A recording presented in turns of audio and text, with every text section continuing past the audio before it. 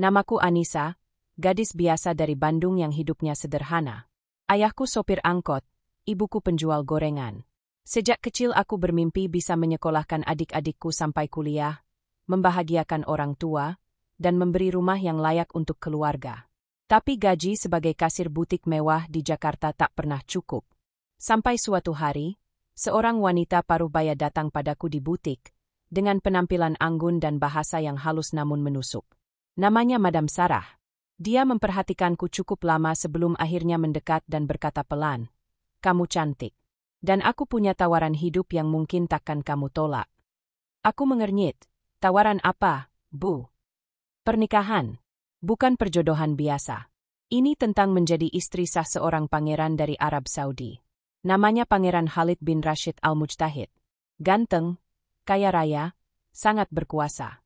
Dan dia butuh istri kedua. Kamu akan diberi 100 juta rupiah per bulan. Rumah mewah, supir, art, kehidupan bak ratu." Tertarik? Aku tertawa kecil, mengira ini lelucon.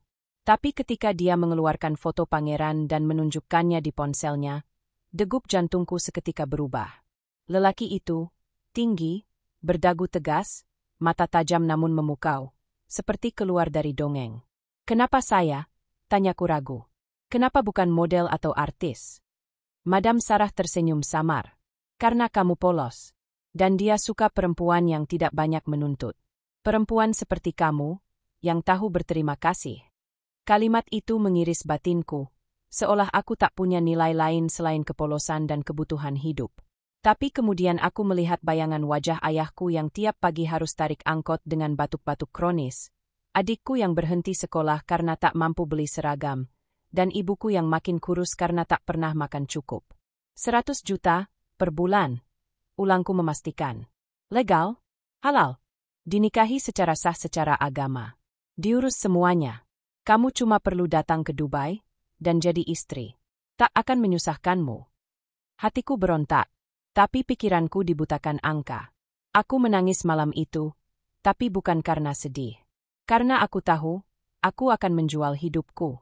Aku hanya belum tahu bahwa harga yang harus kubayar jauh lebih mahal dari uang 100 juta per bulan. 3 hari kemudian, aku sudah berada di pesawat menuju Dubai. Segalanya berlangsung cepat. Aku dijemput dengan mobil mewah saat mendarat, dibawa ke villa yang begitu besar hingga kakiku gemetar hanya untuk berdiri di gerbangnya. Aku disambut pelayan wanita yang ramah, dimandikan dengan minyak wangi, didandani layaknya pengantin ratu. Tapi aku tidak melihat Pangeran Khalid sedikit pun. Tidak di hari itu. Tidak di hari akad.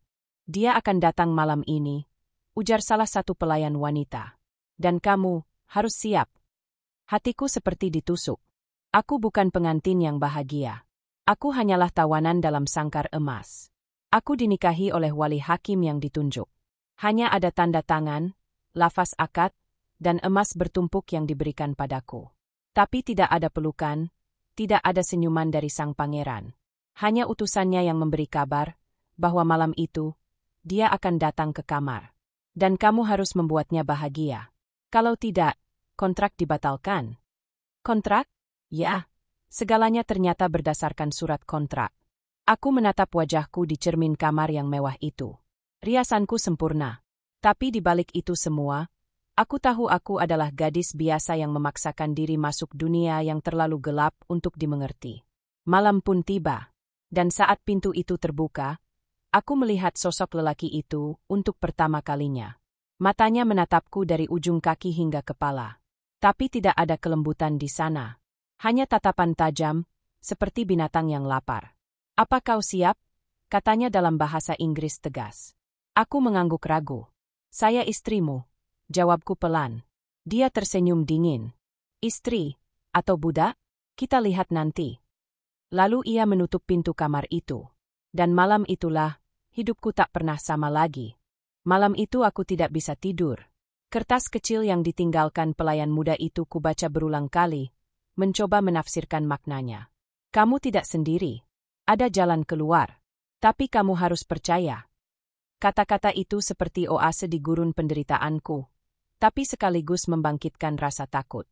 Karena di tempat seperti ini, bahkan kepercayaan bisa menjadi jebakan. Tapi aku tahu satu hal, Aku tidak bisa terus hidup seperti ini. Jika malam berikutnya datang lagi seperti malam pertama, mungkin jiwaku akan benar-benar mati. Keesokan harinya, aku pura-pura tenang. Menjalankan rutinitas seperti biasa, mengenakan baju mewah, sarapan sendirian, dan menanti Pangeran Khalid yang kabarnya akan pergi ke Abu Dhabi untuk 2 hari. Begitu ia pergi, pelayan muda bernama Fariha diam-diam menyelipkan secarik kertas lagi ke bawah cangkir tehnya dan berbisik. Nanti malam, ruang bawah tanah. Pintu dekat gudang anggur. Tanpa menatapku, ia kembali bekerja seperti tak terjadi apa-apa. Tanganku gemetar saat meremas kertas itu. Saat malam tiba dan semua lampu dimatikan, aku mengendap keluar kamar, menyusuri koridor panjang yang sunyi, hingga sampai ke pintu kayu besar yang tampak seperti bagian dari dekorasi tua. Dengan hati-hati kubuka, dan di dalamnya gelap gulita. Tangga melingkar menuju bawah tanah menanti, dan aku melangkah menuruni setiap anak tangganya seperti menuruni lorong rahasia menuju takdir yang baru. Di bawah sana, lampu temaram menyala. Dan di ujung ruangan, Fariha menungguku dengan seorang pria tua berjubah coklat. Namanya Musa, kata Fariha, mantan pelayan yang berhasil kabur, tapi kembali menyelamatkan beberapa gadis sepertimu. Aku menatap Musa. Wajahnya penuh luka, matanya sayu. Tapi dari caranya bicara, aku tahu dia menyimpan lebih banyak luka daripada yang tampak di kulitnya. Kamu bukan istri pertama, katanya. Bahkan bukan yang ke-100. Setiap tahun, Pangeran Khalid memilih satu perempuan dari luar negeri. Dinikahi, lalu dibuang. Ada yang dikirim pulang tanpa sepeser pun, ada yang hilang. Tidak pernah ditemukan. Aku tercekat. Apa maksudmu, hilang? Musa menghela napas berat. Beberapa gadis berani melawan. Tapi satu pun tak pernah keluar dari istana ini hidup-hidup. Ada ruang rahasia di bawah ruangan pribadi Khalid. Ruang penyiksaan. Dia menyimpan video. Dia merekam semuanya. Aku merasa dunia di sekelilingku runtuh. Rasa mual, marah, takut, semua bercampur jadi satu. Kenapa tidak ada yang melaporkannya? Polisi, kedutaan, teriakku tertahan. Fariha menunduk. Khalid punya kuasa. Bahkan aparat tunduk padanya. Tapi ada satu-satunya cara untuk menjatuhkannya. Buktikan kejahatannya. Kita butuh buktinya. Video itu harus keluar dari istana ini. Aku terdiam, membayangkan semua gadis yang mungkin seperti aku, datang dengan harapan bisa mengubah hidup, lalu pulang dengan tubuh hancur dan jiwa yang tak pernah utuh kembali. Apa rencananya? Musa menyerahkan padaku sebuah peta kecil ruangan pribadi Khalid. Malam lusa, dia akan pesta ulang tahun. Semua perhatian akan tertuju ke lantai atas. Saat itulah kamu masuk ke ruang kerjanya. Lemari buku di pojok kanan. Ada pintu tersembunyi di balik lukisan. Di sana, server pribadi dan laptop. Ambil hard disknya. Aku menatap peta itu dalam diam. Satu langkah yang salah, dan aku bisa jadi gadis berikutnya yang hilang. Tapi jika aku berhasil, aku bisa menyelamatkan bukan hanya diriku, tapi semua yang pernah terluka sepertiku. Keesokan paginya aku kembali seperti biasa. Tersenyum saat pelayan membawakanku teh. Menjawab saat penjaga menyapaku. Tapi dalam dadaku, rencana besar sudah mulai terbentuk. Aku tahu apa yang harus kulakukan. Dan kali ini, bukan uang yang jadi tujuanku. Tapi keadilan. Aku tidak akan diam. Tidak lagi. Malam itu aku tidak bisa tidur. Kertas kecil yang ditinggalkan pelayan muda itu kubaca berulang kali. Mencoba menafsirkan maknanya. Kamu tidak sendiri. Ada jalan keluar. Tapi kamu harus percaya. Kata-kata itu seperti oase di gurun penderitaanku, tapi sekaligus membangkitkan rasa takut. Karena di tempat seperti ini, bahkan kepercayaan bisa menjadi jebakan. Tapi aku tahu satu hal, aku tidak bisa terus hidup seperti ini. Jika malam berikutnya datang lagi seperti malam pertama, mungkin jiwaku akan benar-benar mati. Keesokan harinya, aku pura-pura tenang. Menjalankan rutinitas seperti biasa, mengenakan baju mewah, sarapan sendirian, dan menanti Pangeran Khalid yang kabarnya akan pergi ke Abu Dhabi untuk 2 hari. Begitu ia pergi, pelayan muda bernama Fariha diam-diam menyelipkan secarik kertas lagi ke bawah cangkir tehnya dan berbisik. Nanti malam, ruang bawah tanah. Pintu dekat gudang anggur. Tanpa menatapku, Ia kembali bekerja seperti tak terjadi apa-apa. Tanganku gemetar saat meremas kertas itu. Saat malam tiba dan semua lampu dimatikan, aku mengendap keluar kamar, menyusuri koridor panjang yang sunyi, hingga sampai ke pintu kayu besar yang tampak seperti bagian dari dekorasi tua. Dengan hati-hati kubuka, dan di dalamnya gelap gulita. Tangga melingkar menuju bawah tanah menanti, dan aku melangkah menuruni setiap anak tangganya seperti menuruni lorong rahasia menuju takdir yang baru. Di bawah sana, lampu temaram menyala. Dan di ujung ruangan, Fariha menungguku dengan seorang pria tua berjubah coklat. Namanya Musa, kata Fariha, mantan pelayan yang berhasil kabur, tapi kembali menyelamatkan beberapa gadis sepertimu. Aku menatap Musa. Wajahnya penuh luka, matanya sayu. Tapi dari caranya bicara, aku tahu dia menyimpan lebih banyak luka daripada yang tampak di kulitnya. Kamu bukan istri pertama, katanya. Bahkan bukan yang ke-100. Setiap tahun, Pangeran Khalid memilih satu perempuan dari luar negeri. Dinikahi, lalu dibuang. Ada yang dikirim pulang tanpa sepeser pun. Ada yang hilang. Tidak pernah ditemukan. Aku tercekat. Apa maksudmu, hilang? Musa menghela napas berat. Beberapa gadis berani melawan. Tapi satu pun tak pernah keluar dari istana ini hidup-hidup. Ada ruang rahasia di bawah ruangan pribadi Khalid. Ruang penyiksaan. Dia menyimpan video. Dia merekam semuanya. Aku merasa dunia di sekelilingku runtuh. Rasa mual, marah, takut, semua bercampur jadi satu. Kenapa tidak ada yang melaporkannya? Polisi? Kedutaan? Teriakku tertahan. Fariha menunduk. Khalid punya kuasa. Bahkan aparat tunduk padanya. Tapi ada satu-satunya cara untuk menjatuhkannya. Buktikan kejahatannya. Kita butuh buktinya. Video itu harus keluar dari istana ini. Aku terdiam. Membayangkan semua gadis yang mungkin seperti aku, datang dengan harapan bisa mengubah hidup, lalu pulang dengan tubuh hancur dan jiwa yang tak pernah utuh kembali. Apa rencananya? Musa menyerahkan padaku sebuah peta kecil ruangan pribadi Khalid. Malam lusa, dia akan pesta ulang tahun. Semua perhatian akan tertuju ke lantai atas. Saat itulah kamu masuk ke ruang kerjanya. Lemari buku di pojok kanan. Ada pintu tersembunyi di balik lukisan. Di sana, server pribadi dan laptop.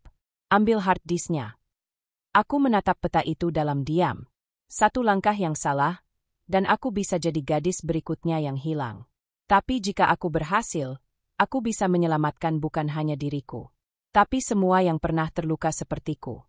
Keesokan paginya aku kembali seperti biasa. Tersenyum saat pelayan membawakanku teh. Menjawab saat penjaga menyapaku. Tapi dalam dadaku, rencana besar sudah mulai terbentuk. Aku tahu apa yang harus kulakukan. Dan kali ini, bukan uang yang jadi tujuanku, tapi keadilan. Aku tidak akan diam. Tidak lagi. Pesta ulang tahun Pangeran Khalid diselenggarakan semegah mungkin. Para tamu berdatangan dari berbagai penjuru dunia, mengenakan jubah mahal dan berlian yang menyilaukan. Musik Arab berdentum, anggur mengalir seperti sungai, dan para pelayan berlalu lalang seperti robot tanpa wajah. Aku berdiri di sisi ruangan, tersenyum palsu di balik gaun putih yang terlalu ketat, menanti waktu yang telah Musa dan Fariha rencanakan. Jantungku berdetak tak karuan saat jam menunjukkan pukul 11 malam. Saat itulah aku menyelinap keluar, berpura-pura ingin ke kamar mandi, lalu bergerak cepat menyusuri lorong menuju ruang kerja Pangeran Khalid. Aku membuka pintu ruang kerja dengan pelan. Ruangan itu gelap dan sepi, hanya diterangi cahaya bulan yang masuk lewat jendela tinggi. Lemari buku di pojok kanan berdiri angkuh, dan di sampingnya lukisan besar bergambar kuda hitam. Dengan tanganku yang gemetar, aku menekan sisi bawah lukisan seperti yang dijelaskan Musa. Bunyi klik halus terdengar, lalu lukisan itu bergeser ke samping, memperlihatkan pintu rahasia kecil. Aku masuk. Ruangan di baliknya jauh lebih dingin, sempit, dan pengap. Bau logam, darah, dan ketakutan bercampur di udara. Aku menemukan laptop dan server kecil seperti yang dikatakan Musa, diletakkan di meja besi dengan kabel menjulur kemana-mana. Dengan cepat aku mencabut hard disk eksternal yang tertancap di laptop, memasukkannya ke dalam tas kecil di balik gaunku. Tapi sebelum aku bisa berbalik, pintu besi itu menutup keras di belakangku. Terkunci. Panik merayap.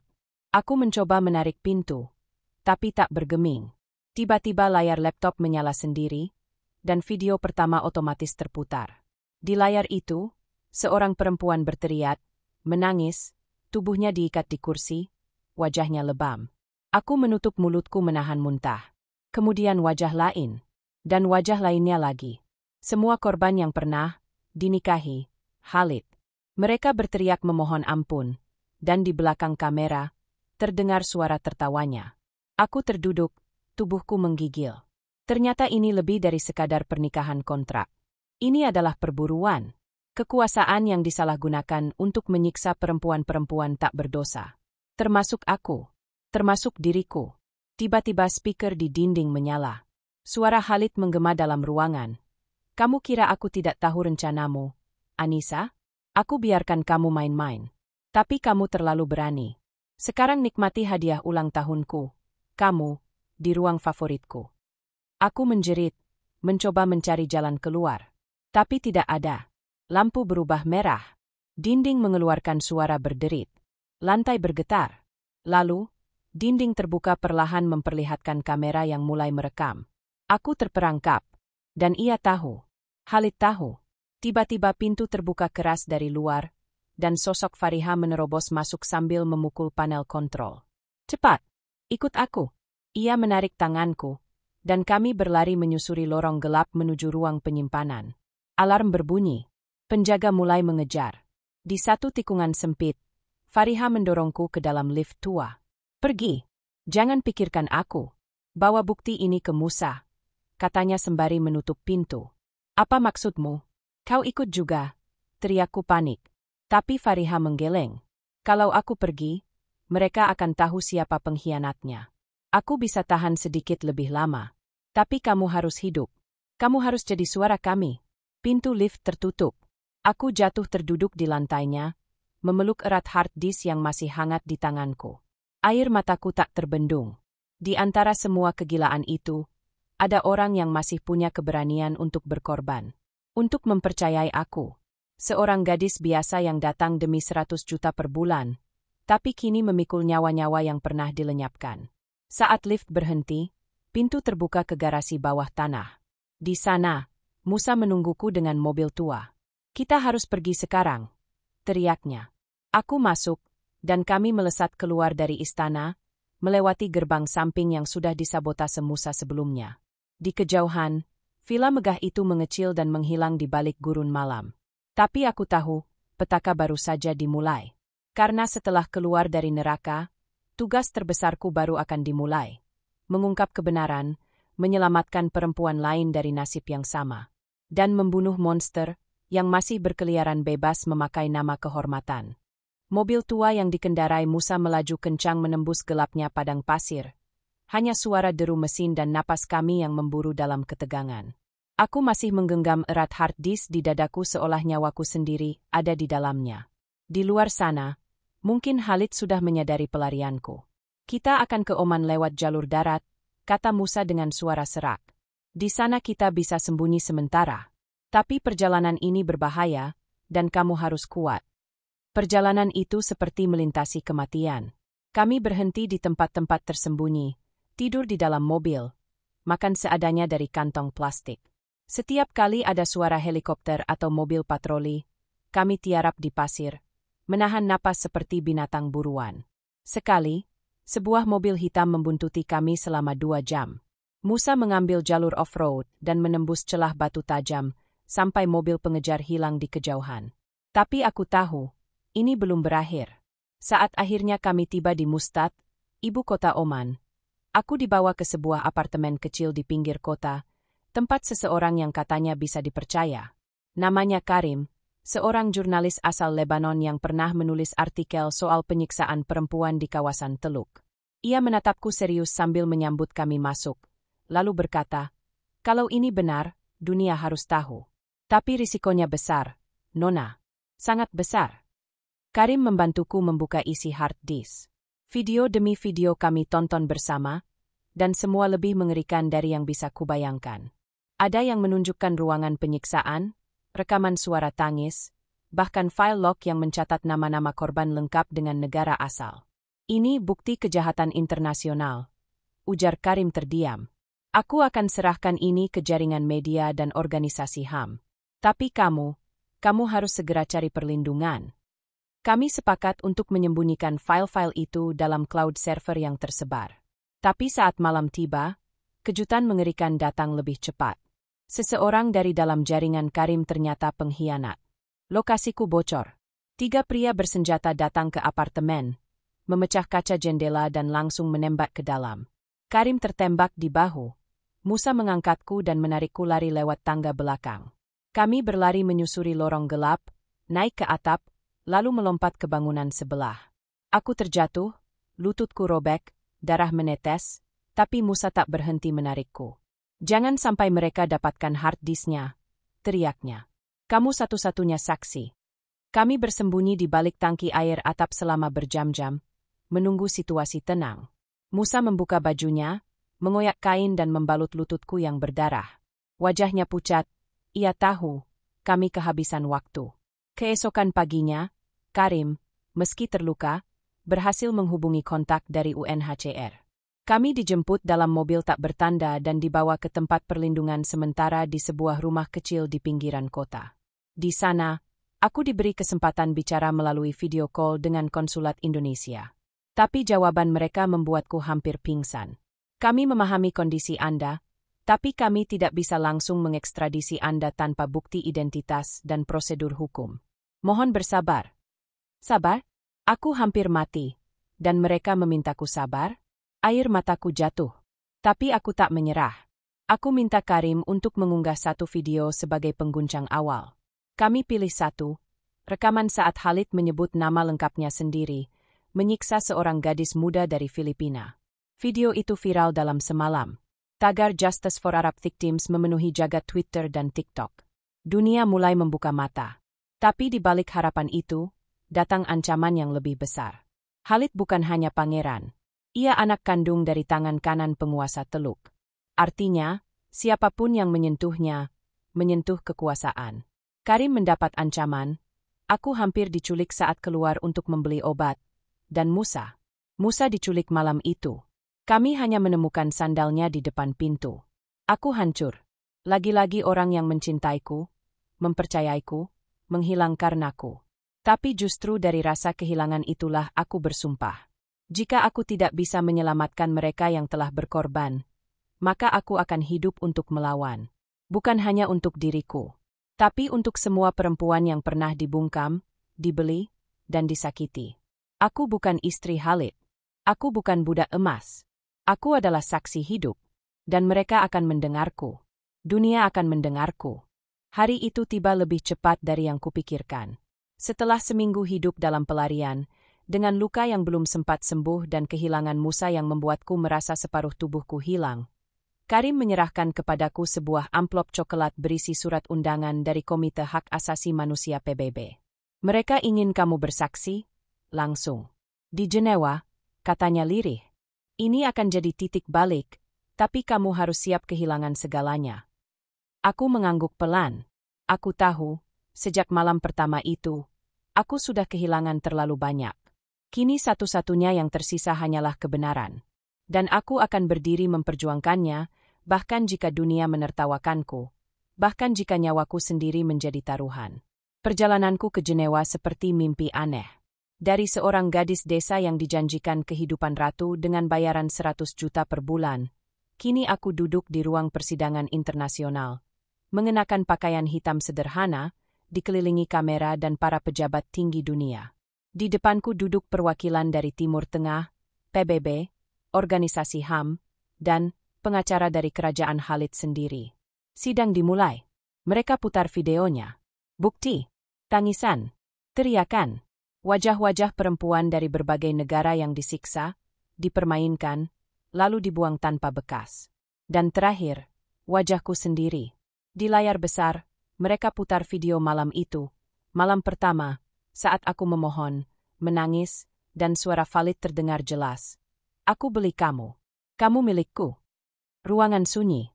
Tak ada satupun yang bisa menatapku langsung. Saat giliranku bicara, aku berdiri perlahan. Kaki gemetar, tangan dingin, tapi suara dalam hatiku memekik kuat. Aku bukan lagi korban. Aku adalah saksi. Dan ini suaraku. Saya Anissa, warga negara Indonesia. Saya datang ke Dubai untuk menikah, dengan janji kehidupan layak. Tapi yang saya terima adalah pemerkosaan, penyiksaan, dan kehilangan. Bukan hanya fisik saya yang dihancurkan, tapi kemanusiaan saya. Dan saya berdiri di sini untuk semua perempuan yang tidak bisa lagi bicara karena telah dibungkam lebih dulu. Tepuk tangan perlahan menggema. Tapi bukan itu yang kucari. Aku menatap mata para delegasi itu satu persatu. Jika kalian diam, maka kalian sama bersalahnya. Jika uang dan kekuasaan lebih penting dari tubuh dan jiwa perempuan, maka dunia ini sudah busuk. Tapi jika kalian masih punya hati, hentikan dia. Hentikan monster bernama Khalid bin Rashid Al-Mujtahid. 3 minggu setelah kesaksianku, dunia berubah.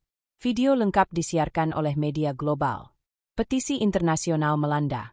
Tekanan politik memuncak. Dan akhirnya, satu pagi, berita itu datang. Pangeran Khalid ditangkap di Turki saat hendak kabur. Dunia bersorak. Tapi aku hanya menangis. Tangisku bukan karena senang, tapi karena akhirnya Musa bisa tenang.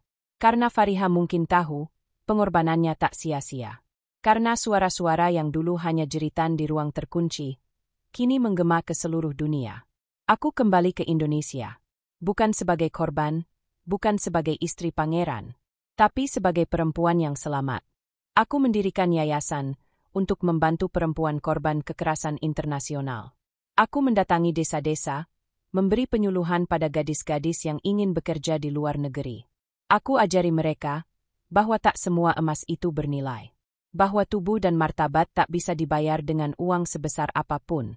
Satu hari, saat sedang duduk di depan sebuah sekolah dasar yang kuperjuangkan untuk dibangun, seorang anak kecil bertanya padaku, "Kak, kakak dulu beneran pernah nikah sama pangerannya?" Aku tersenyum, menatap langit senja. "Iya, pernah. Tapi kakak lebih bangga jadi manusia biasa, yang tidak bisa dibeli." Dan itulah hikmah terbesar dalam hidupku.